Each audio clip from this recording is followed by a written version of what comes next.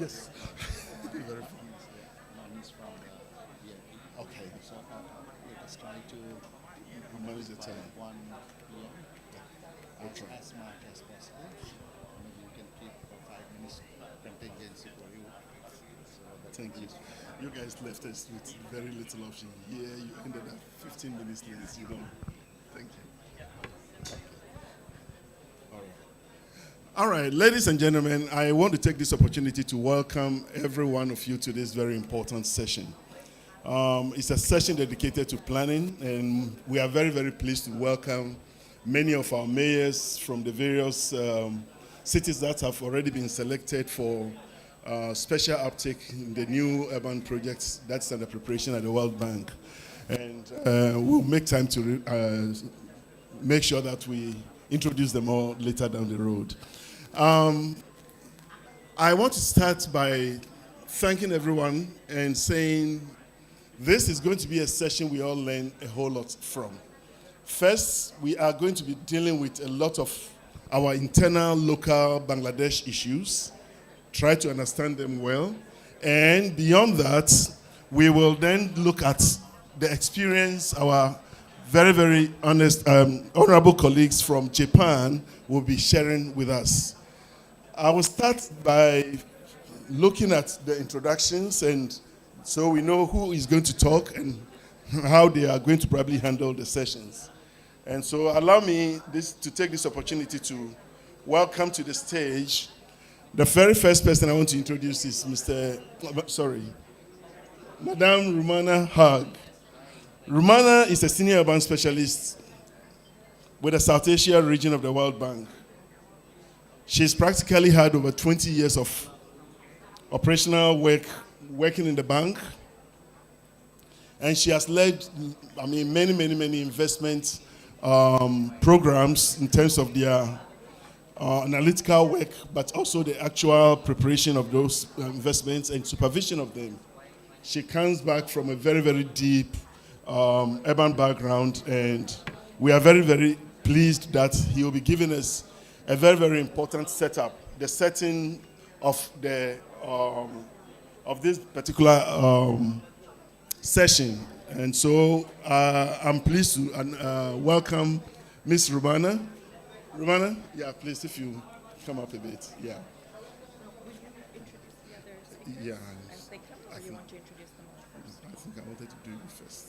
I wanted to do you first, and then you come. Yeah. So before I introduce the other speakers, I think Ms. Rumana will set the, give us the setting, the kind of environment in which we'll be working, and take us into a little bit of the discussion on some of the urban development outcomes we should be expecting.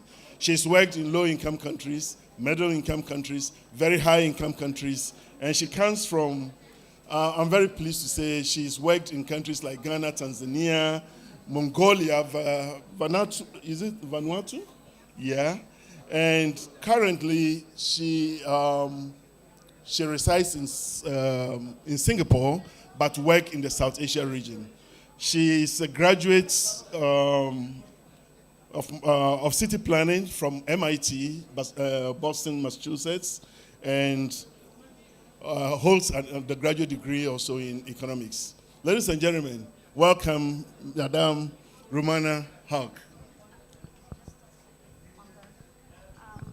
আমি একটু সবার দৃষ্টি আকর্ষণ করছি আমাদের আজকের সেশনে যেহেতু জাপান থেকেও কিছু স্পিকার আছে আমাদের জাপানিজেও কিছু সেশন কথা হবে সো আমাদের ইন্টারপ্রেটার্স ডিভাইস দিয়ে দিচ্ছে সবাইকে I just want to make sure সবার কাছে ডিভাইসটা আছে না থাকলে প্লিজ কাইন্ডলি একটু অ্যাটেনশন চেয়ে আপনারা একটু নিয়ে নেবেন কানে দিলেই জাপানিজটা আপনারা বাংলায় শুনতে পারবেন থ্যাংক ইউ রুমানা আপু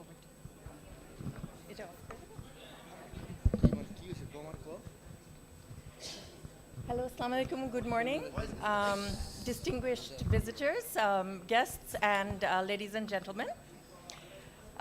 It is my pleasure to be here and to be able to set the context for our distinguished panel of experts from Japan. A few days ago, is that everyone can hear? Okay. So a few days ago, we had massive floods in Dhaka. It was for more than 4.5 inches of rain in a few short hours. There was major waterlogging with knee-deep water across the city. There were epic traffic jams, even by Dhaka standards, with people stuck in traffic for until about 4 in the morning. And there was a tragic loss of lives. Now, was this flooding a result of climate change? Was it just extreme rainfall, unexpected rainfall in the wrong season? Was it a failure of the drainage system? Or was it a failure of the traffic system? And can we really lay the blame on any one cause? So the waterlogging for hours that we saw is partly caused by climate change, yes, but it is also a drainage failure. As development professionals, our first instinct when we face a drainage failure is to say, we can solve this by putting in more drains, better drains, bigger drains. But drainage is part of a network, a system of engineered drains, areas for water retention, open canals, etc. So putting in more or bigger drains would be useless unless it is seen through a spatial lens of the watershed as a whole, and the drainage network and the full drainage system. The solution might, for example, be creating a water retention pond rather than creating more drains. Therefore, in cities in particular, where so much of our public infrastructure and services are part of networks, we need to have a spatial lens when analyzing problems and when designing solutions. And we need to be able to look at networks as a whole. However, even the best and most perfectly built drainage system will not work if we continue to dump waste into our drains and into our open water bodies. And the only way to stop indiscriminate dumping of waste is to have a comprehensive solid waste management system with a proper collection and with disposal facilities. Thus, the solution to flooding is not only about fixing the drains, it requires us to fix the solid waste management system. Now, it's a similar story with traffic congestion, which is the favorite topic of conversation for all Dhaka residents. Do we have a traffic problem because we don't have enough roads? Or is it because we have converted residential areas across the city into commercial zones and thereby introduced a traffic problem where there didn't used to be a traffic problem before? Our traffic problem, therefore, is directly linked with how we manage land and our land use practices in Dhaka.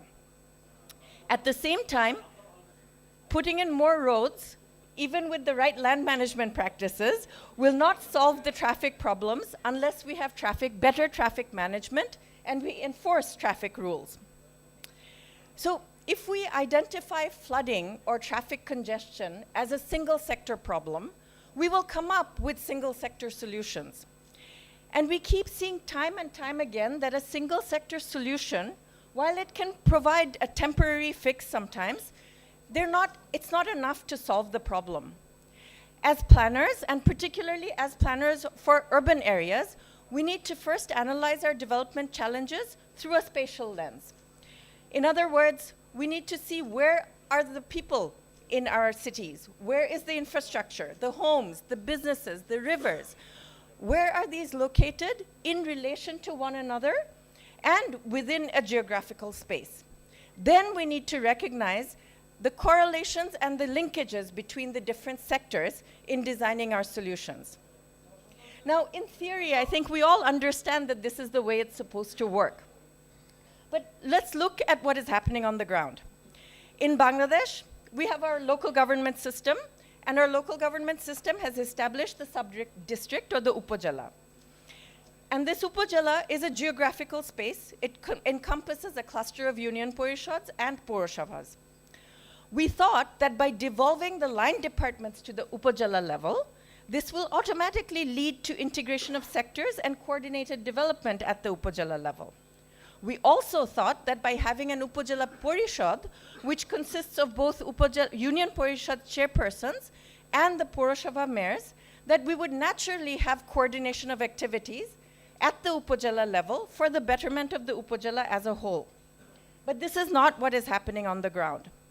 As we heard yesterday in one of our sessions, line departments continue to propose sector-specific solutions. We also know that Upazila Parishads, even though they consist of all of these elected mayors and elected chairpersons, they're not empowered and often do not have either the capacity or the desire to plan for anything beyond the border of the Union Parishad or beyond the border of the Purasabha. So this is an institutional problem, and it's a big institutional problem, and it will not be fixed overnight. But we do have tools that can help us to improve the situation, even within the existing constraints. So right now, again, as we've heard over and over again, planning is happening, investments are happening, but these are happening in an ad hoc way. Local level plans usually have a short-term view, aiming to solve the existing problems rather than anticipate the future. Our plans, our local level plans, are restricted to our specific borders, either a Union Parishad border, an Upazila border, a Purasabha border. And investment plans in particular tend to consist of lists. An investment plan at the Upazila level or at the Union Parishad level will have a road from point A to point B, the construction of a market here, a bus terminal over there. This kind of investment planning is not going to help us solve our problems. First, plans need to be forward-thinking. As we heard yesterday, plans should answer the question of where do we want to go? What kind of a city do we want to be in 5 years, in 10 years, in 20 years? Second, plans need to have a spatial dimension. Our proposed investments need to be situated on a map, overlaid with where homes and businesses are concentrated, where infrastructure and services already exist, where the economic opportunities are, where the highest climate vulnerabilities are. This would then allow us to start influencing investment decisions that are more strategic.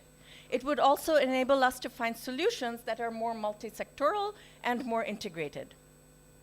Today, and as my colleague Kwabena introduced in the earlier, in addition to academics and development practitioners, we have a number of mayors from Purasabhas in the audience. As mayors, you have the power to make a difference in how you design the solutions for your cities.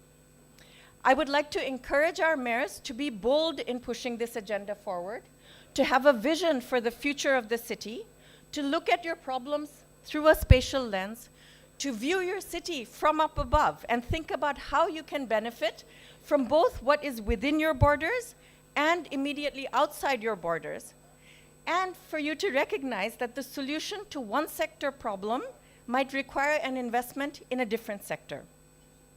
Today, we have a distinguished panel of experts from Japan, and they will demonstrate how they have taken this spatial lens, taken this integrated planning lens, and been able to solve some of the problems in their cities.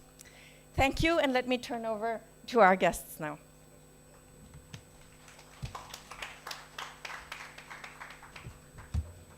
Thank you so very much, Madam Romana, and for taking us through this very beginning, kind of setting the stage for what should be happening.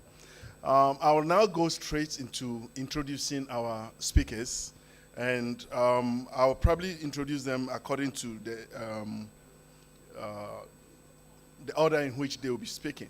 And so I'll take them one person at a time and let them finish with what they have to speak to, and then I'll introduce the next person. All right, the first one we would definitely be listening to in terms of the Japanese experience in the setting that Madame Romana has beautifully led us to is Mr. Toshimichi Totake. Toshimichi is, he serves as the general manager of a company that oversees a lot of work that is done internationally. It is called UR Linkage, and he's been with the company for over 35 years. His work has revolved around research and leading research in many, many countries, including Bangladesh, but also other countries like Taiwan, Thailand, Vietnam, Indonesia, Cambodia. I can go on and on and on. He's very much experienced in some of these very important analytical works that we are going to think about in terms of the way to look forward. Ms. Romana made it very clear. One single solution to a problem may not be what we need. We need an integrated solution, and that integrated solution will come from different silo topics that definitely need to converge to bring together a solution that works for everybody. And so, without much ado, let me please welcome to the stage Mr. Totake, and please come and lead us on this next discussion. Thank you. Mr. Totake. Just give us 1 minute. We're setting up the presentation.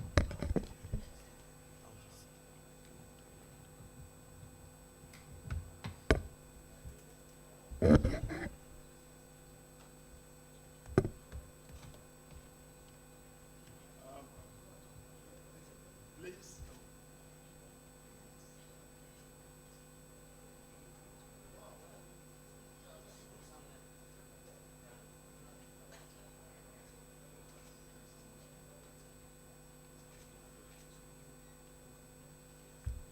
And before we start, our presenter will be presenting in Japanese, so we've all provided you interpretation devices. Please plug it in your ears to hear in Bangla language. Thank you.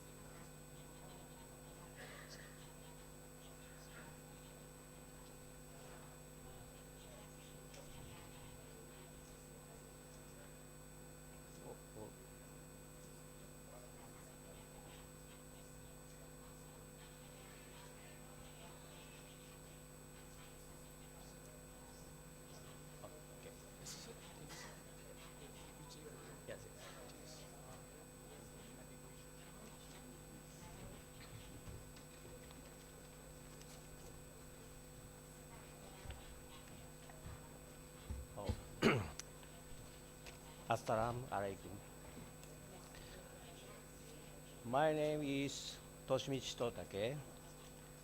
I'm the general manager of the overseas project promotion office at UR Linkage, a construction consultant. Thank you for the opportunity to make a presentation today. Sorry, my English isn't very good. So from now on, I will present in Japanese.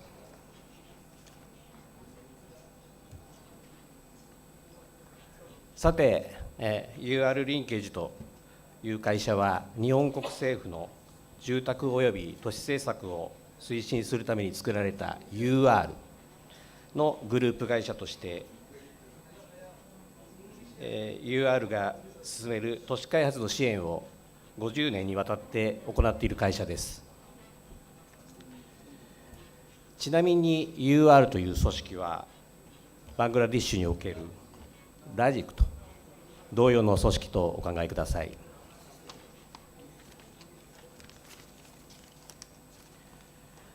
こうした会社に所属していることから、30年以上にわたり、都市プランナーとして大規模ニュータウンの計画策定始まって、さまざまな都市における都市再生事業や大規模災害における復興計画、それから政府が進める政策の推進に向けた地方政府へのアドバイスなどを行ってまいりました。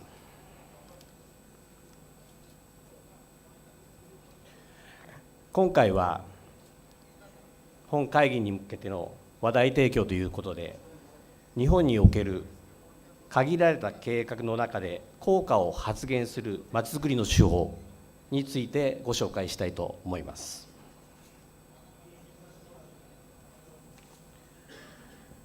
我が国では経済成長期をすでに終えており、人口減少や少子高齢化による経済の活力低下に伴う税収の減少や年金医療費など社会保障費の拡大は、結果として投資的な経費の減少を招くこととなり、新たな都市開発やインフラ整備に使える財源が確実に減ってきているのが現状です。加えて、経済成長期に整備されたインフラは、市街地が縮小する中にあって、オーバースペックになるとともに老朽化が進み、年々ランニングコストが増大しています。また、大規模災害への対応やカーボンニュートラル、パンデミックなど新たな都市課題への対応も必要になってきております。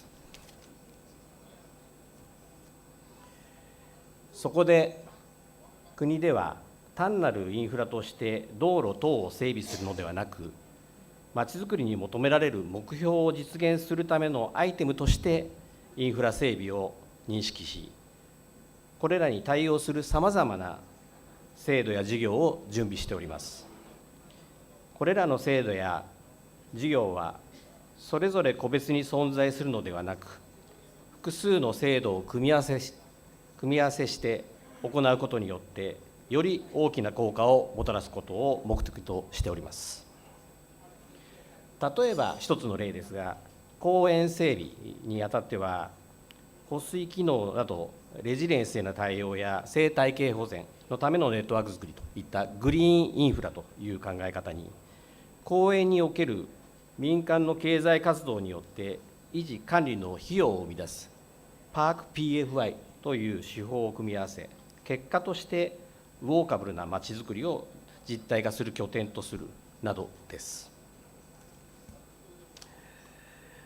本日はこの中で設備投資をするエリアを限定することにより、より整備効果を発現するとともに、民間投資の誘導を行う立地適正化計画と将来像及び指標の明確化によって、インフラの整備目標や組み合わせを最適化する都市再生整備計画についてご説明をしたいと思います。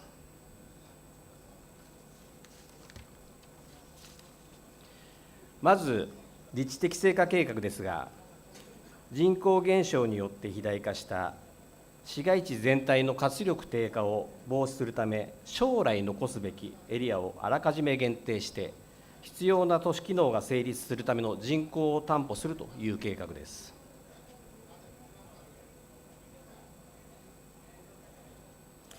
そこで、立地適正化計画の中では、居住誘導区域という将来にわたって居住や生活のための市街地を維持していくエリアを決めた上で、都市機能誘導区域という必要となる商業、業務、行政、医療、教育文化等の都市機能を集めるエリアを設定いたします。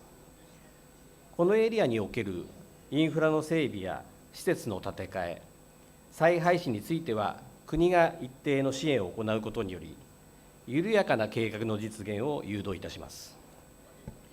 また、インセンティブを与えるエリアを公表することによって、民間の投資を誘導することにもなります。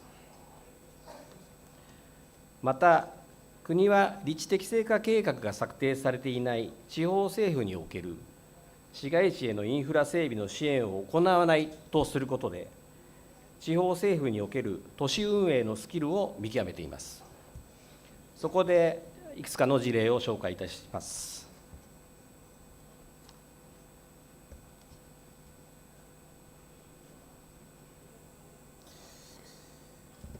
一つ目は、新潟県長岡市です。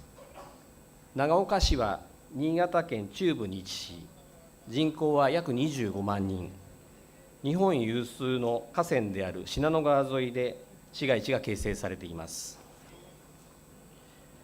上越新幹線の開通に伴い、東京とのアクセス性が向上したこともあり、経済成長期には市街地が郊外まで拡大いたしましたが、大都市への人口流出に伴う著しい人口減少により、中心市街地が空洞化してしまいました。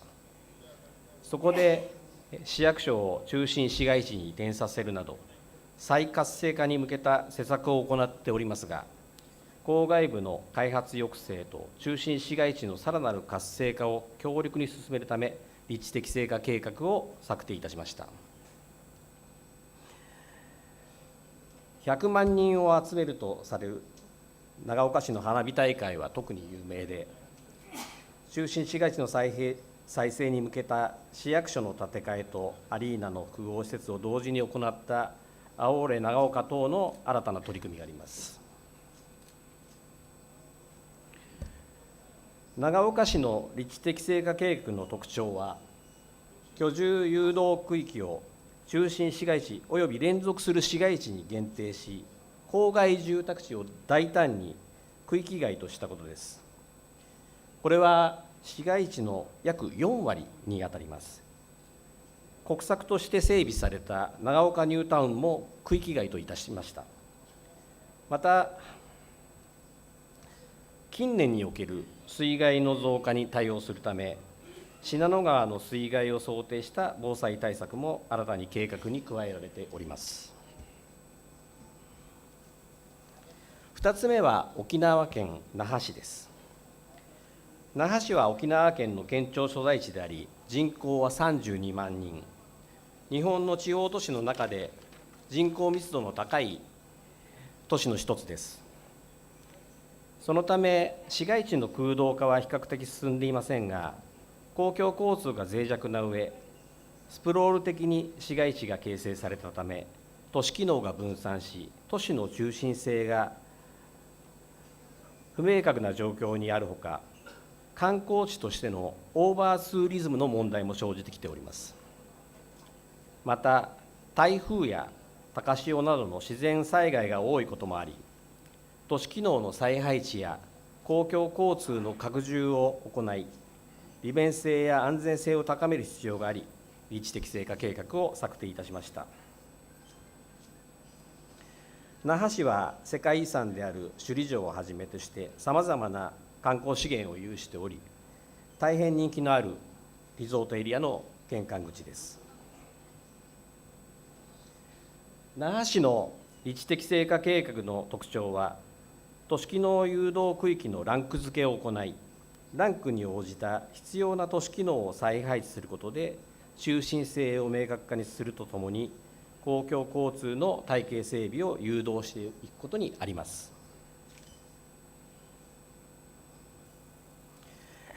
次に、都市再生整備計画について説明いたします。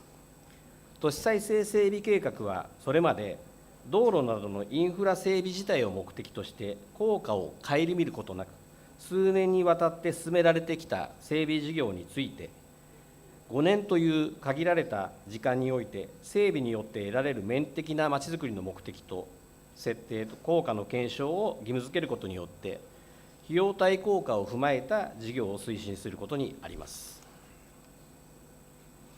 この都市再生整備計画により、事業を進めることによって、効果的に事業に投資を集中するとともに、効果の上がらない無駄な整備を抑制し、複数の事業間のシナジー効果を得ることにつながります。都市再生整備計画は5年間という時間が区切られているため、5年間の間に計画、実施、評価、改善策等の検討を行い、事業の必然性や効果を検証した上で、次の都市再生整備計画を策定し、さらなる5年間の事業につなげていき、最終的にまちづくりの達成を目指していきます。都市再生整備計画の目標設定は、都市の実情や課題によって適宜設定されており、経済活性化やにぎわいづくりのほか、防災安全性の向上や環境保全、観光振興などさまざまです。そこで、都市再生整備計画によってまちづくりの実現を目指しているいくつかの事例を紹介いたします。1つ目は長野県小諸市です。小諸市は長野県東部に位置し、人口は4万人と小規模ですが、城下町、宿場町として発展した歴史的経緯があり、日本有数の高原リゾート地である軽井沢にも近く、城址である海湖園のほか、豊かな自然環境を有していることから、近年は観光地として発展してきた一方で、新幹線ルートから外れたこともあって、観光客が減少し、中心市街地が空洞化しています。こちらが小諸市の写真ですが、日本そばが有名なことや、先ほどの、城址である海湖園、それから浅間山などの観光資源があります。こちらが小諸市の最新の都市再生整備計画で、これまでの事業によって中心市街地への市役所や病院など、都市機能の再配置や集約化が進められており、現在、さらなる施設整備やイベントの開催など、活性化のための取り組みが進められております。こちらが計画によって整備された取り組み事例になります。2つ目は和歌山県和歌山市です。和歌山市は和歌山県の県庁所在地で、人口35万人、県の政治経済の中心地です。近世において将軍を輩出した徳川家の城下町として発展した経緯から、広大な市街地が形成されているほか、大阪と結節する2つの鉄道駅が離れていることもあって、これらを関連づける政策が必要です。この、お城が将軍が住んでたとされる、お城であったりとか、あとは、海辺のリゾートなどがある町でございます。こちらが和歌山市の最新の都市再生整備計画で、これまでの計画で進めてきた再開発による拠点づくりを進めるとともに、町の運営を担う住民組織を関連づけ、ウォーカブルのまちづくりを実現するための回遊性を高めるためのインフラ整備などが進められております。こちらが計画によって整備された取り組み事例になります。まとめとなりますが、限られた財源の中で都市整備を進めるには、さまざまな指標に基づき、整備区域の優先順位を決めることが非常に重要となります。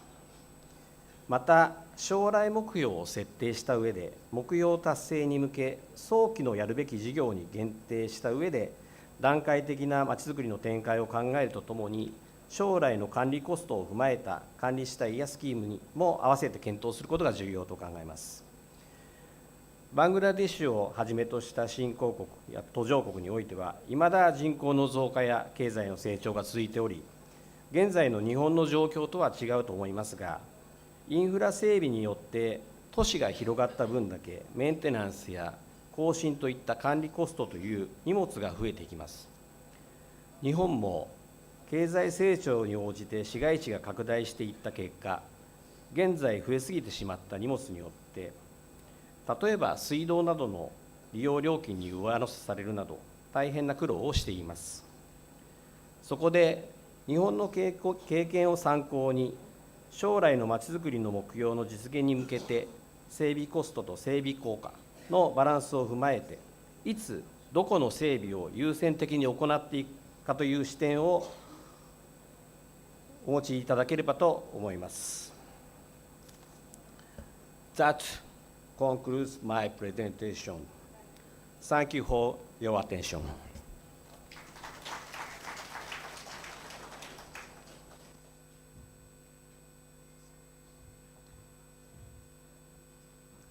Yeah, thank you very much, Mr. Totake, for the wonderful presentation. We will reserve our questions till the end, and we'll bring the panel in front so we can all then get a little bit of support for the questions we may probably want to put up for them. All right, next presentation is going to be made by Mr. Masato Saito. Mr. Masato Saito is the Managing Director of the Overseas Development Project Promotion Division of UR Linkage. And so in that role, he's done a lot of work looking at urban revitalization and a whole bunch of other things that has happened, especially on projects that has gone on in Thailand and a few other countries, Indonesia inclusive. He's currently working on mostly TOD, that's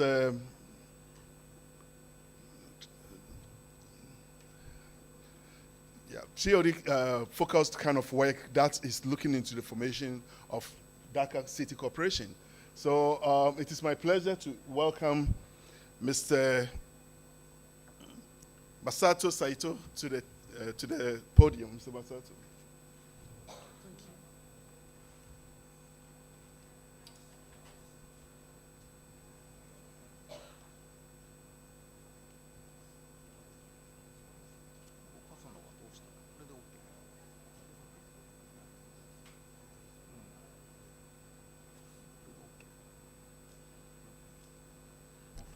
And just for your information, since the majority of the audience here are from the various Poroshobhas of our country, so from now on, the presentations in Japanese will be translated in Bangla. I hope it will be better for understanding of all. Thank you. Assalamu alaikum. Thank you, ladies and gentlemen. So I would first like to this opportunity to thank Bangladesh government and local government authorities, the Bangladesh Institute of Planners and the World Bank for providing me this opportunity. Before going to the subject, let me briefly introduce myself. I've been engaged in urban development project, New Town project, and park improvement projects for 35 years in Urban Renaissance Agency in Japan. Urban Renaissance Agency is a Japanese governmental organization specialized in urban development and housing project. The population of Tokyo in Japan is the same as that of Dhaka in Bangladesh. Tokyo and Dhaka both are very, very density.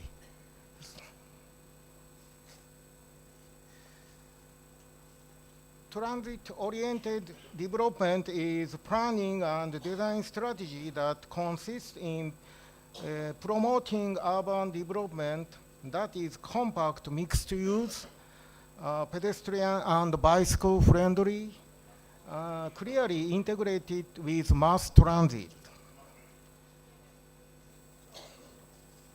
Japan's TOD has been carried out concurrently with the development of subways and railways during the high growth period when population increased.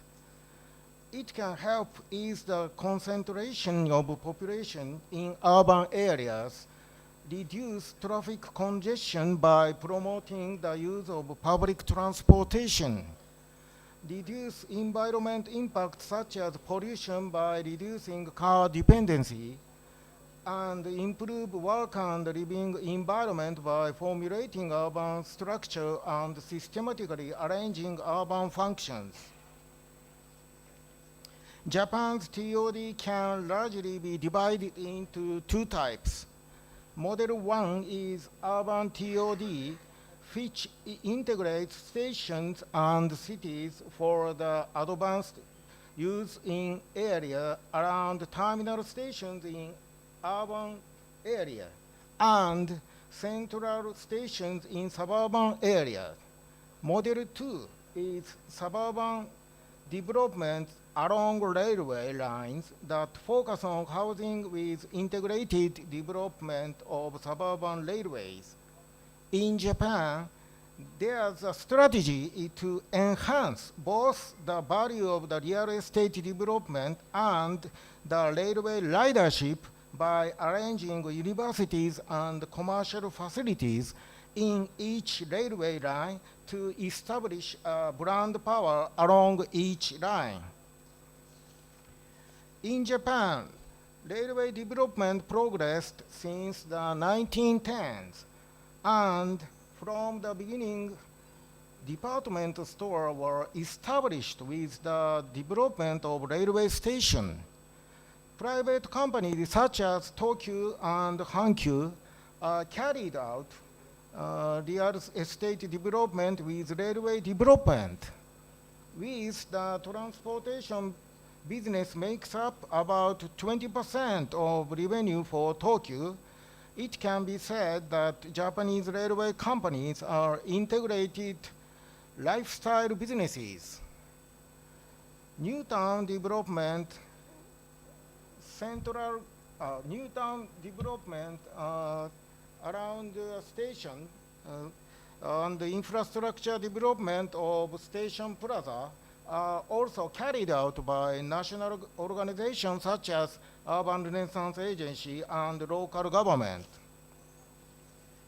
Since the 1980s, subway development also progressed. Development of former railyard and factory sites have also been carried out while entering into an era of redevelopment of established railway terminals in recent years. As an example of railway terminal redevelopment, I will explain about the project of Shibuya. As the director at UR, I was involved in the infrastructure development and the planning of the Shibuya station area. Firstly, has anyone here been to the place called Shibuya? According to a questionnaire survey, Shibuya is the most visited place in Tokyo by foreigners. It's a city full of energy with many youngsters. TOD project commenced 10 years ago for the large-scale restructure of the Shibuya station area. It's still currently underway. Shibuya Station is the second largest terminal in Japan, serving 8 railway lines operated by JR Tokyu and Tokyo Metro with a daily ridership of about 3 million people. Number of bus ridership is also the largest in Japan. I will explain the issues around Shibuya stations. The first station established at Shibuya was created by the Japanese National Railways. The Shibuya station was built more than 100 years ago in 1920. Tokyo department store was also developed nearly 100 years ago, so the railway station and the station building were both too old. Currently, the stations serve 8 railway lines, but transfer between the lines are very, very complicated. And it requires users quite some time for transfer, including those transferring to bus and taxis. The overall Shibuya station is divided by railway lines and roads and Shibuya River. There was also a lack of public squares and gathering spaces. To solve the issues, various parties such as railway companies, the national government, local government, UR, and private companies created a target action program For Shibuya Station area, public and private sectors collaborated from the planning process to create various guidelines such as urban development policies, urban development guidelines, and urban infrastructure development policies. For the urban infrastructure development policies in the Shibuya Station area, various elements of the future vision, such as station facility and station plaza, to serve as the new Shibuya signpost, as well as pedestrian network, were considered and specifically determined what has to be developed by each party, as it clearly shows the future vision of the overall Shibuya Station area. It also helped to create an environment where private companies can invest with a peace of mind. Now I will explain the specific details of infrastructure development for Shibuya. Firstly, railway improvement projects. Mutual direct operation between Tokyu Toyoko Line and Tokyu Metro subway is implemented. Shibuya Station for Tokyo Metro Ginza Line has been relocated and transformed into an island platform. JR Yamanote Line and Saikyo Line, which were 350 meters apart, were made into a parallel configuration.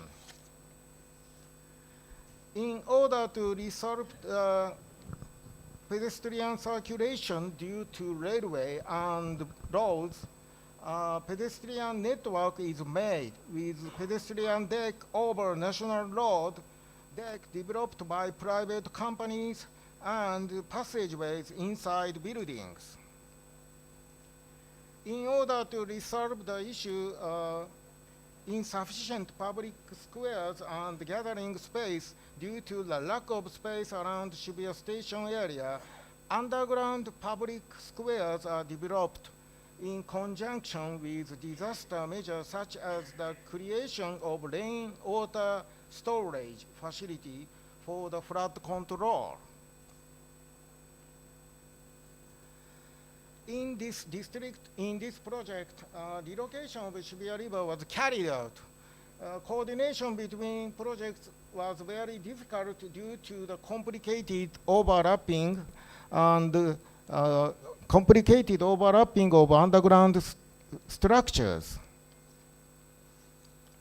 For the development of private buildings in this district, 5 projects consisting of office, retail, event hall, and residential, etc., with a combined floor area of 750,000 square meters are being developed. These rebuilding projects by private companies are integrally planned with railway improvement projects and infrastructure development projects at the planning stage. I will explain the mechanism under which the projects were carried out from the planning stage to the implementation stage for Shibuya. Firstly, a structure within various committees were established which allowed the national government, Tokyo Metropolitan Government, Shibuya City local government, railway companies, private development, UR, to carry out urban development while receiving expert advice.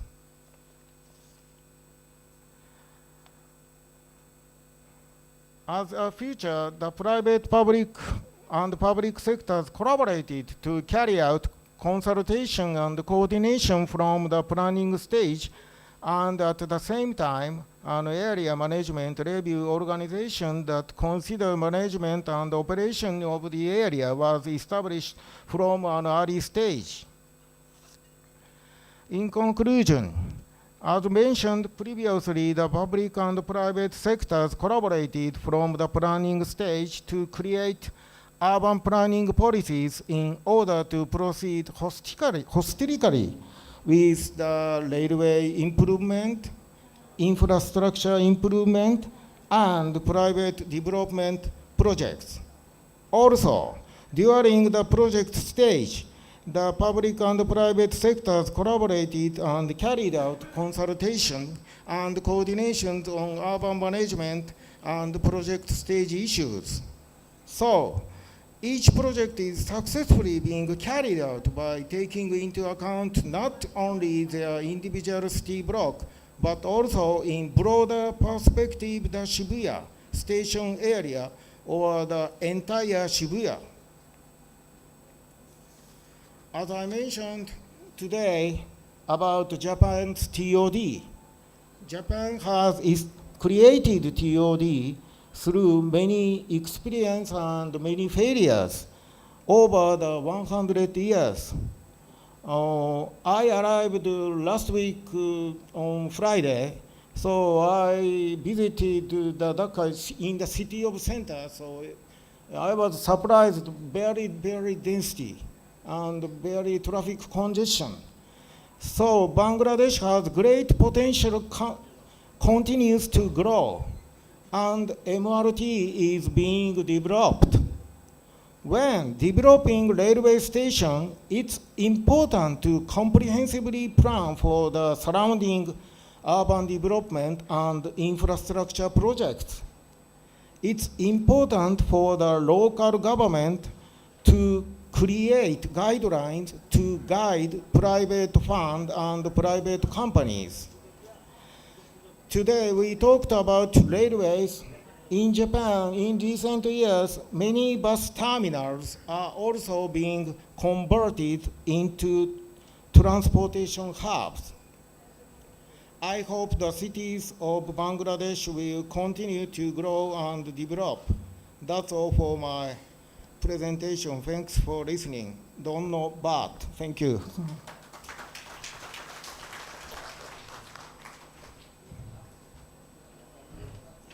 Thank you so very much for that wonderful presentation. I think we'll move quickly straight to the next presentation, and we'll invite to the podium Mr. Yasuo Furusawa. A great senior researcher of renewable energy. Coming from the background of law, I'm very encouraged that maybe there's life for our lawyers as well. So Mr. Furusawa will be talking to us a little bit about some of the very important works that they have done with the various governments around the Asia region, but he works predominantly in this very important institute that looks at possible net zero plastic development around the globe. Ladies and gentlemen, welcome Mr. Furusawa. Thank you.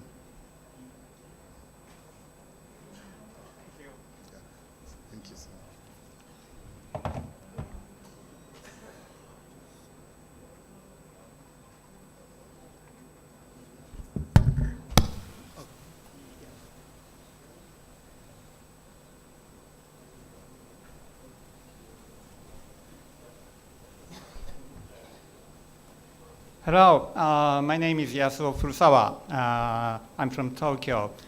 Today, I'm going to talk about the waste management in Tokyo metropolitan area.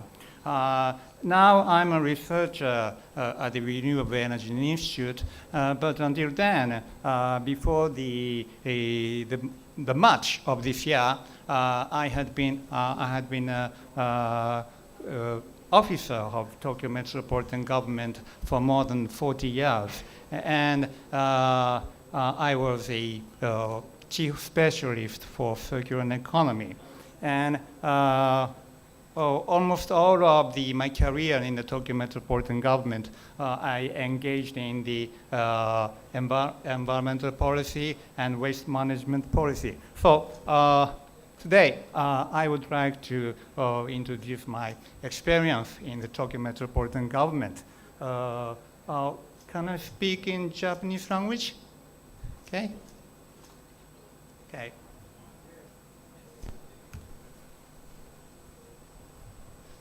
最初にいくつかの写真をお見せしていますが、これは東京の過去のゴミの処理の状況を写真に撮ったものです。一番左側、1930年代に東京では最初にゴミの焼却施設が出来上がりました。ただですね、なかなかうまくゴミを燃やすことができずに、大変な煙、公害が発生をしていました。そのためにですね、ゴミの分別収集というのを始めたのもこの時期です。ゴミの焼却に適するゴミ、そして、ゴミを焼却するのには適さないゴミというふうに分けて集めるようになったのが、1930年代ということでございます。その下の写真が、左側の写真ですね。あちらは1950年代の、東京のゴミの埋め立て処分の状況を示しています。東京では、港がありますので、東京の港の中にこうやって埋め立て処分場を作ってゴミを埋め立てていましたけれども、当時は、サニタリーランドフィールではなくて、ただゴミを埋め立ててたという状況でございました。そして、その右側の写真、1960年代の写真は、こちらは、パッカー車によるゴミの収集を始めたというのがこの時代です。1960年代です。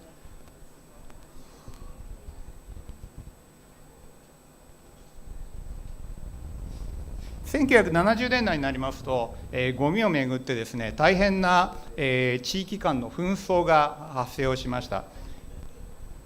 東京の多くのゴミがですね、江東区という、エリアに集まってきていたんですが、江東区の、人たちがですね、なんで自分のところに、他の地域のゴミを持ってくるんだということで、大変な反対運動が起きました。で、ゴミを運んでくるトラックを、実力で止めるというような、行動が行われました。これが1970年代です。このためにですね、これ以降、東京ではですね、各地にゴミ処理施設を1箇所に集中させるのではなくて、いろんな地域に分散をさせて設置をするというポリシーを取ってきました。そして右下の写真が1990年の写真ですけれども、東京にあります大きな野球場を使いましてですね、ゴミの減量を市民に訴えるキャンペーンを行いました。これ以降、東京では 3R 政策を強化をいたしまして、1990年以降はですね、ゴミが毎年減り続けているという状況がずっと続いています。現在の東京のゴミの排出量は、50年前、1970年代にほぼ戻っているというような状況になっています。それだけリサイクルが進んできたということだと思っています。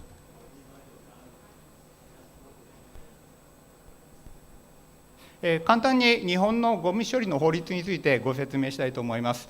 日本のゴミの処理に関してはですね、たくさんの法律があります。一番上にありますのが、Basic Act for the Sound Material Cycle Society と、こちらのこの法律では、日本の 3R ポリシーの、基本原則を定めています。それからその下左側に書いてある Effective Resource Utilization Act ですが、こちらはリサイクルに関する基本的な法律です。そして右側、Waste Management Act というのは、1970年に定められた法律で、日本のゴミ処理、適正なゴミの処理をするための基本となっている法律です。その他に、Containers and Packaging Recycling Act and other many recycling acts we have.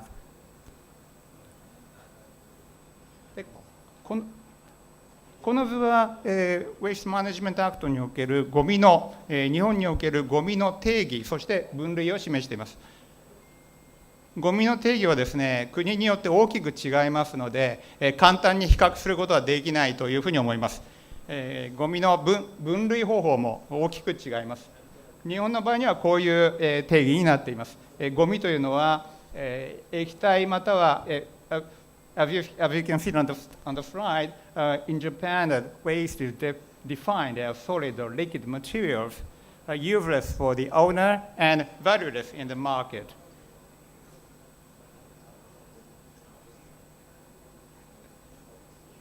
その下がゴミの分類です。法律上の分類です。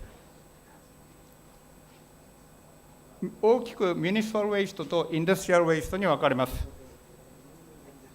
インダストリアルウェイストは、法律で20の品目が定められています。それに対して、それ以外のすべてのものはミュニシパルウェイストということで、各ミュニシパリティが処理をしなければいけないという責任があります。これから東京の事例を見ていきたいと思います。こちらが東京の地図です。東京の概要を簡単にお話しします。東京都はですね、日本には全部で47のプリフェクチャーがあります。東京はその一つです。東京はですね、大きく3つの地域に分けられますね。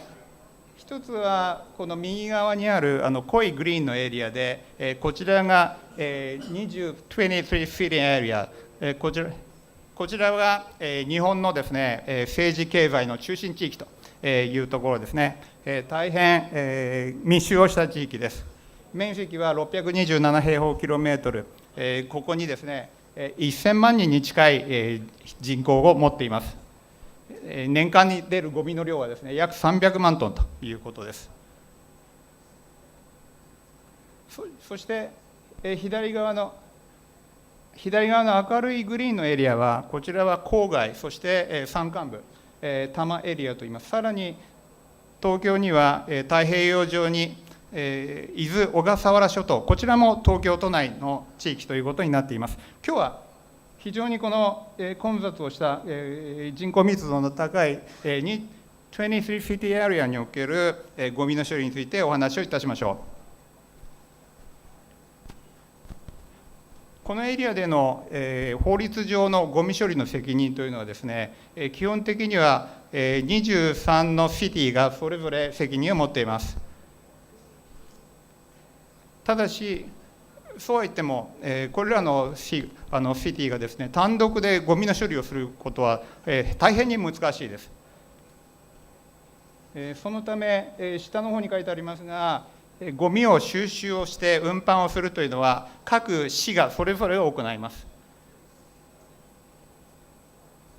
で、ゴミを中間処理をする、ゴミを焼却をする、あるいは破砕をするといったゴミの処理をするのはですね、この23の市が共同で設立したジョイントオーソリティです。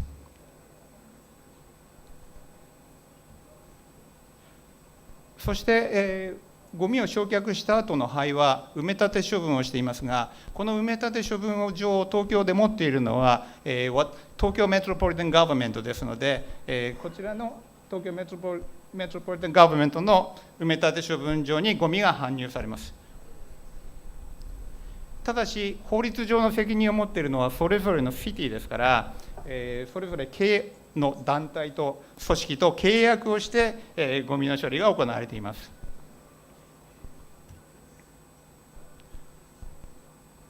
これは、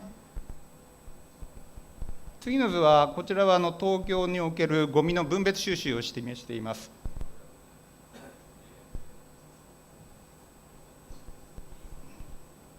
23の市の一つ、港区の事例です。可燃ごみ、これは市民向けに出しているパンフレットですけれども、可燃ごみは、燃えるごみは週に2回集められます。そして燃えないごみ、不燃ごみ、ガラスですとか陶磁器は、月に2回、回収をされます。そして、プラスチックの、リサイクルをするプラスチックについては週に1回、その他の、リサイクルについても週に1回です。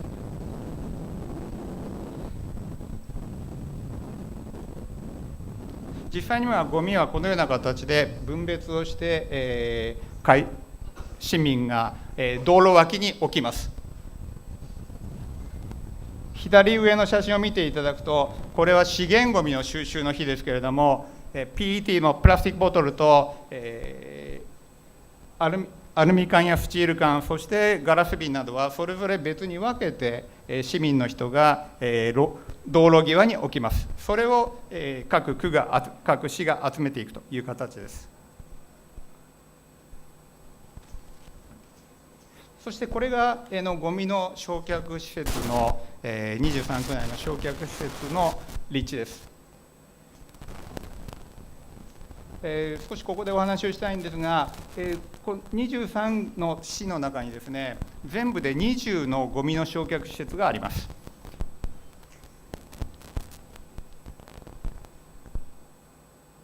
23区のですね、周りの周辺部に、立地をされている、施設が結構あるというふうに皆さんお気づきだと思います。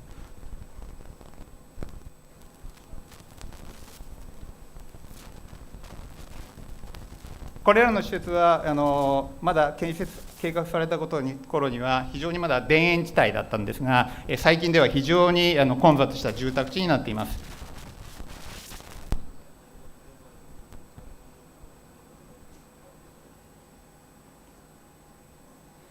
地元の了解を得ながらですね、地元の地域の住民の皆さんの理解を得ながら、こうやってゴミの焼却施設を作る、そして、東京の港の中にはこういう大きな埋め立て処分場がありますが、こういうものをしっかり作っていくということになります。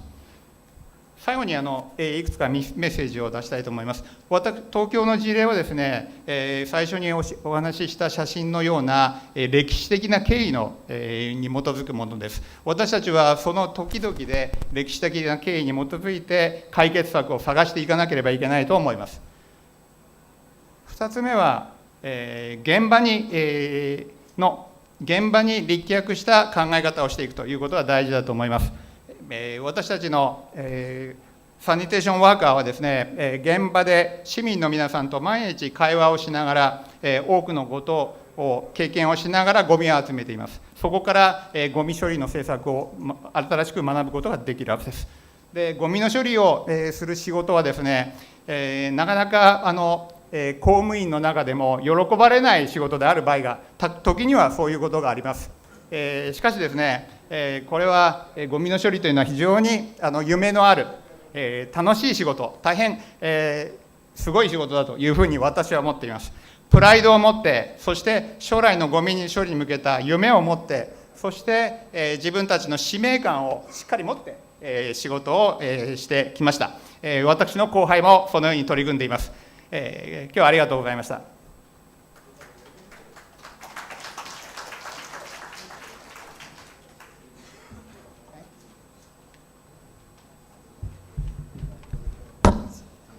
Thank you very much. Thanks so much for the presentation. I think we've come to the end of the four very key presentations. At this stage, we are blessed to have the additional chief engineer of LGED here with us to be a discussant of this very important conversation. And in addition to him, we also have the chief town planner for Dhaka North City Corporation. Mr. Muzaka Zahir, please. And Mr. Muzaka has worked for LGED for many, many, many years.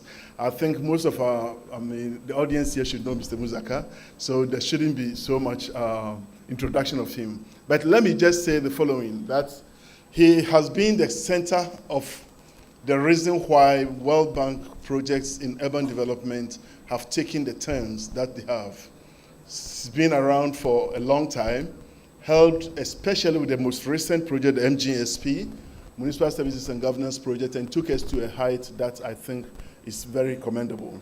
So, Mr. Muzaka, ladies and gentlemen, for us to discuss, be a discussant of the issues. Welcome, sir.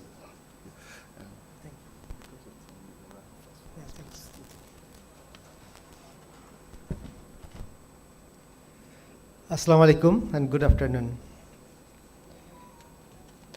I think I should go with Bangla and English because our participants, those are from Paurasabha and City Corporation, as well as our other participants from different departments of our country. As well as first I would like to thank to BIP and World Bank and the team. Those are invited me to just have the chance to say something about this integrated planning for urban development. Also, I'd like to thank to Japanese presenters. Those have given a very nice presentation.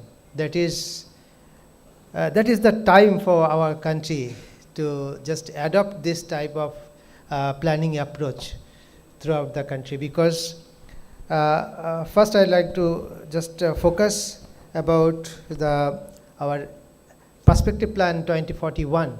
That is the goal at this moment, so that we could reach and we could bring our country to a status of the developed country, and that is our dream.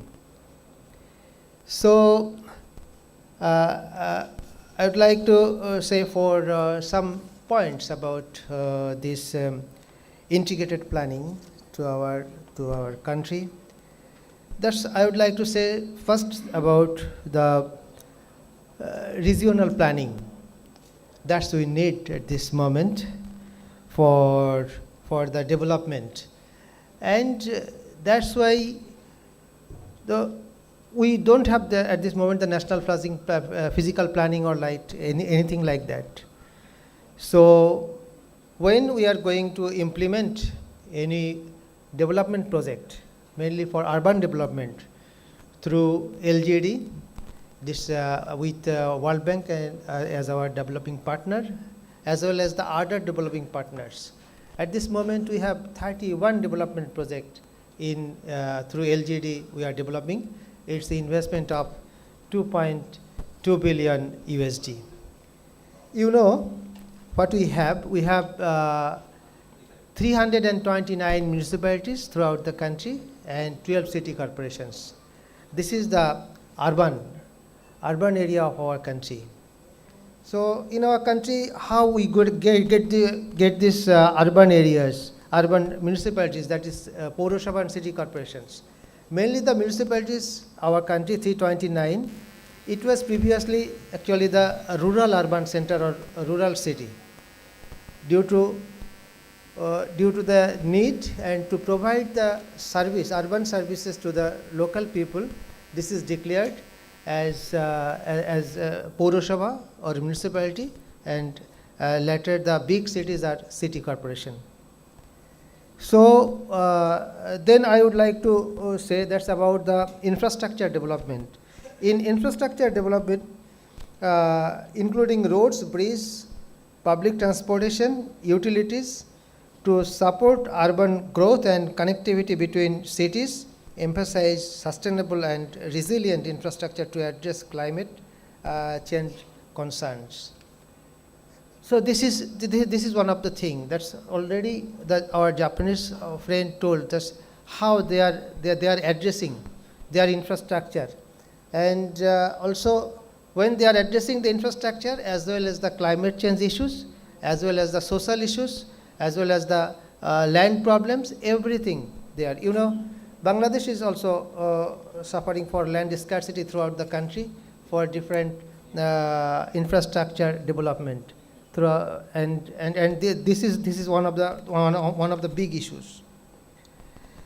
Now I'd like to say our first presenters, that's our second presenter. They mentioned one of the things, that's affordable housing, and actually, you know, what's the problem in our municipalities?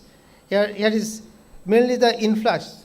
The rural area we have, but the people are coming to the nearest municipality or the Paurasabha for their better life and just to get the better service for their livelihood. So this is one of the sector. I would like to say say 2 lines. That is about promote affordable and sustainable housing solutions, particularly for the growing of urban population. Encourages public-private partnerships to facilitate affordable housing projects. So this is one of the things that we should have to consider at this moment for the future urban development. Then I would like to come to the point, that is the smart cities and digitalization. Invest in a smart city.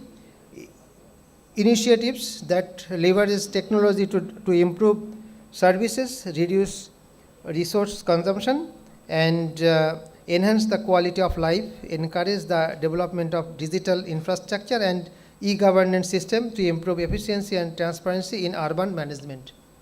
This is actually presently the government one of the big target intention to make the country a smart country, make the city a smart city, make the people smart people, and we just facing the fourth industrial revolution and everything that is the E based and everything. If we do so, that's already mentioned. That's net zero.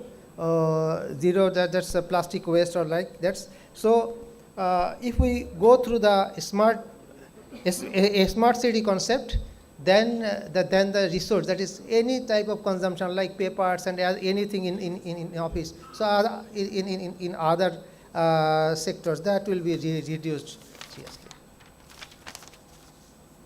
I would like to mention another point, that is green space and sustainable development. That is, most of the municipalities and cities, we don't have the proper recreation facilities and the green spaces. That is, that's another issue to facing the challenges for the climate change issues as well as the public recreation in our country.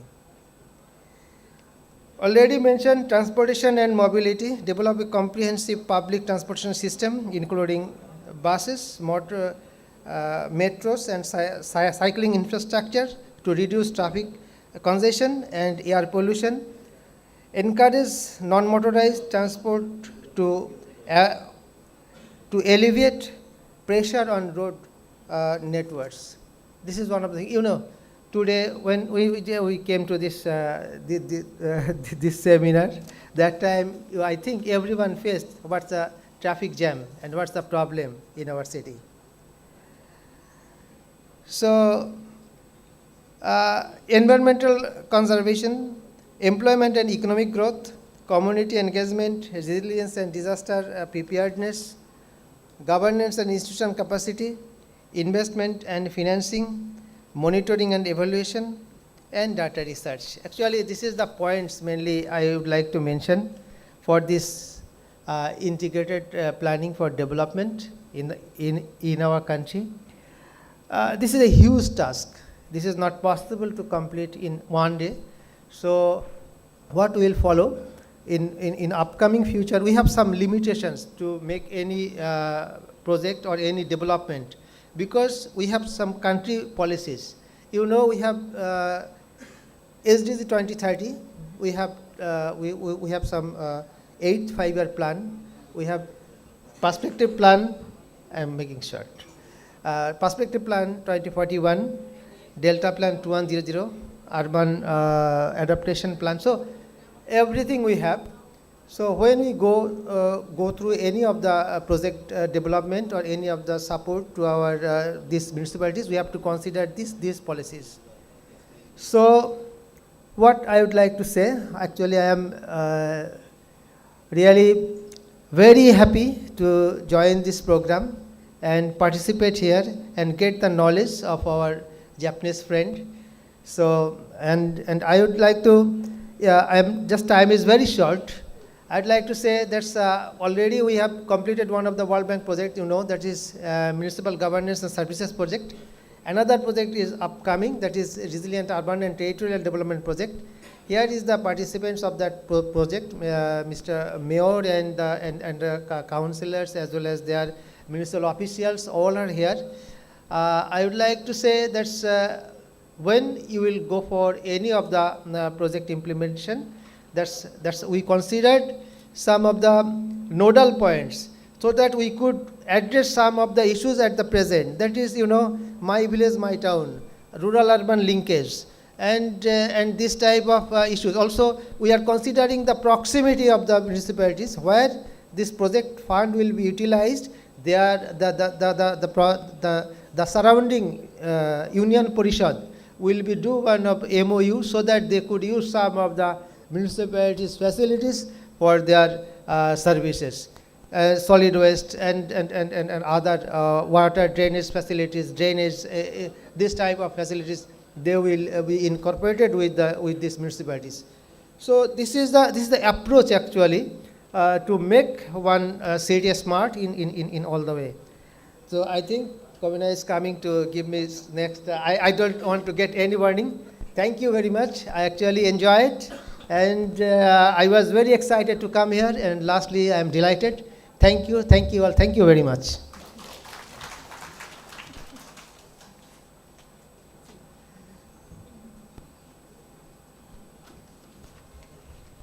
Thank you very much, Mr. Musa Kazaye, our former director of the MGSP. So he has so much to say, but the time is very limited.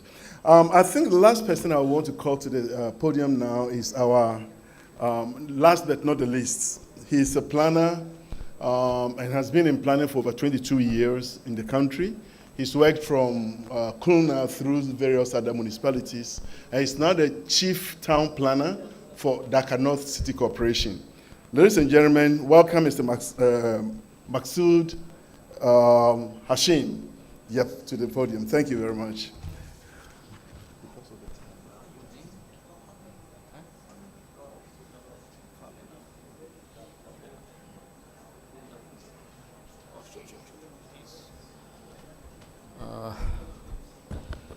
Assalamu alaikum. Originally, I was working in Urban Development Directorate, Ministry of Housing and Public Works.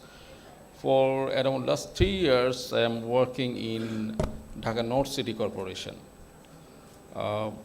So the topics is towards integrated urban planning and development.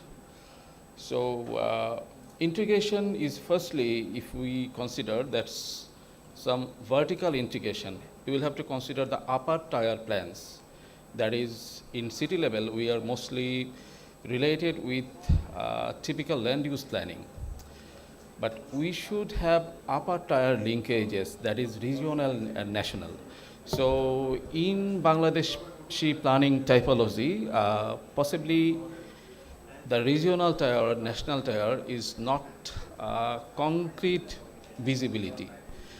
So what do we have in upper tier? Mostly policy plans, that is like Delta plans, National Adoption Plan, something like this. So one thing, if we consider regional hydrology, that is the city boundary is not solely a standalone island. We do have hydrological influence from upper tier regions, and we do have some pollution sources, fluvial characteristics of air pollution that are mostly transboundary or regional. So one thing, while we are planning, integrating factors of planning, that's always we consider the hydrological situations. That's one thing, regional hydrology, which is mostly influenced nowadays with climate change parameters. So one of the first speaker told about the retention area, that is rainwater retention area. So whenever we are making these plans, we'll have to consider the Delta plan. That is mostly it is related with I think water sectors. That is a basic influence is from baseline is from our water sectors.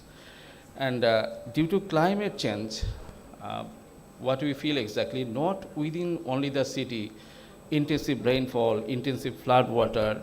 In coastal area, there is cyclone surge that are in more intensive way. So one thing in this situation, we have to always integrate the climate parameters, hydrological parameters, even climate migrants. So nowadays, if we see the statistics, in one statistics around 2011 to 2050, we will have around 16 to 26 million climate migrants that usually flow towards Dhaka as migrant laborers or climatic migrants in various forms. So what we face, not with the existing population, always with migrants, slum, informal settlements, and pollution due to fecal sludge management, our drains, water bodies, encroachment in water bodies, everything. So in this city, while we are planning with the core city Dhaka, we have influence from the coast where people migrate from coast to Dhaka. So that's a very, I think, important consideration. So here we'll have to integrate from there's a spatial integration of migrants, climate change, regional hydrology. Even our pollution is transboundary. The pollution parameters in Dhaka, in winter, this pollution comes from outside the country. So you will have to even pollution parameter integrations. So one thing, another thing is what we call, that is horizontal integration. In Dhaka, there are several development authorities that is public institutions. In retention pond of Dhaka, one Kallanpur retention pond, it was reserved for retaining rainwater. So one of the departments, they were constructing buildings by filling this land. So they don't have to ask for permission to the city authority. So exactly, this is an misinterpretation or missing link of planning, that every development should come through one-stop services. That is the development authority or whatever, permitting, building plans, etc., like this. So usually we do have some horizontal gaps. That's everybody is working like his own land or own buildings. And another very big gap we have towards conserving the wetlands or drainages, that what was historically a water body, that is like canals or bills or bowers or low retention areas, these are always encroached with extra, even real estate developers or so these are always, when next cadastral survey is going, so these lands are updated towards private property, not as public land. So there's a very disintegration in this way that we'll have to put in our planning system. And another thing is our parks and public spaces, these are not publicly accessible in most times.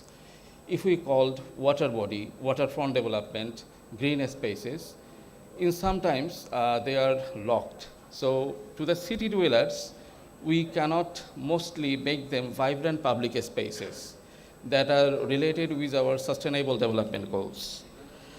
So in this situation, we need one thing, local integration of climate migrants. That is people, those have come outside from Dhaka or from coastal code or some climate degraded areas, they need to be integrated with the city is one thing. And another things, we should develop some inventory for these climate migrant people, or they should have alternate livelihoods. And these internal migrants or climate change people, they should get, I think, housing or some, or they should be rehabilitated even temporarily within the city and within the city's economic system. So in urban planning, we are mostly trying to integrate, and what should be more be considered as hazard and risk mapping within the city and within the region that have impact over the city. And we should have climate action plan, that is greenhouse gas inventory related with this. Green parks, they should be, I think, more public. They should be integrated with city people. And another important thing is water body conservation. Achha, sure. One thing, that is the canals should be evicted the encroachments, or this should be linked with blue networks, etc. and we should have urban green policies, and the most important thing is air quality improvement. So these terms should be integrated with current planning system. Thank you.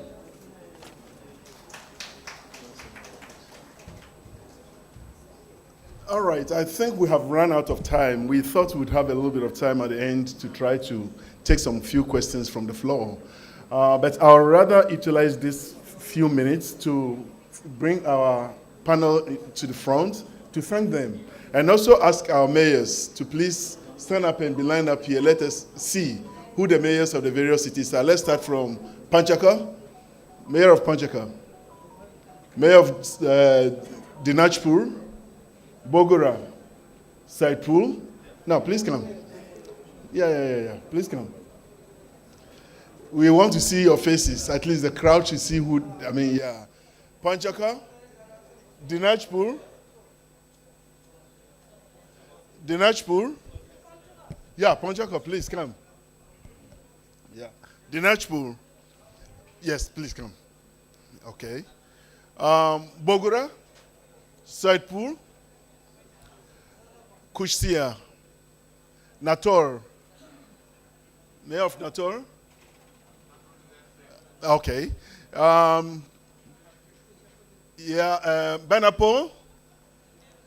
Benapo, yes. Madarpur, yeah. Shiratpur, Madabdi.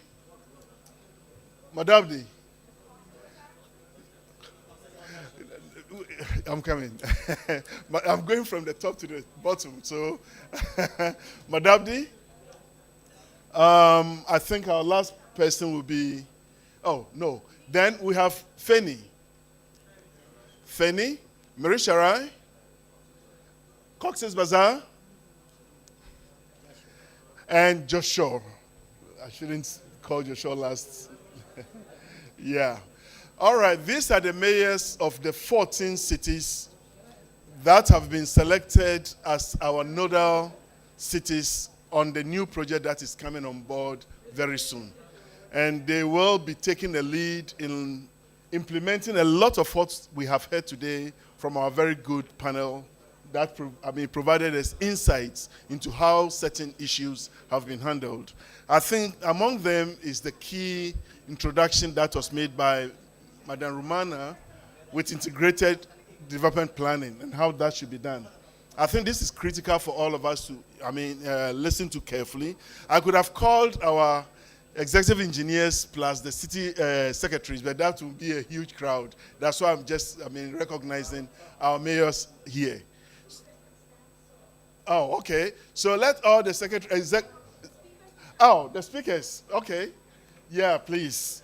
So now I want to call on the crowd to let us give them a yeah.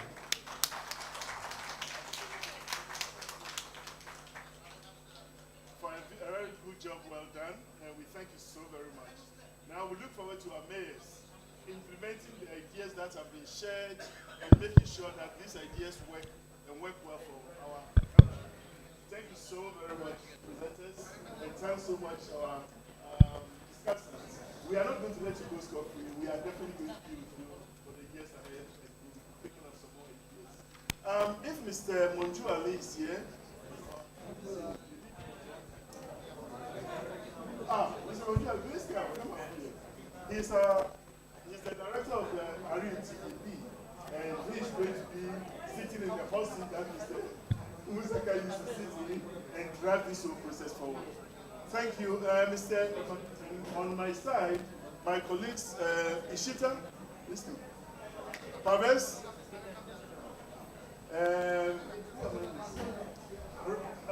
Madame Urara, Genia. Come, please come up. Mr. Oh, yes. Can I be there? Yeah. Thank you. Okay.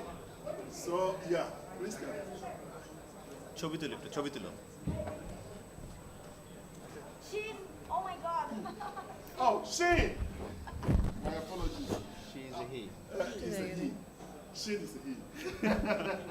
He He's the reason we have the money to run this party. I don't know why I forgot this.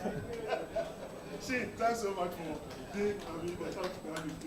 Thank you so much, everybody. And thanks to everybody for coming.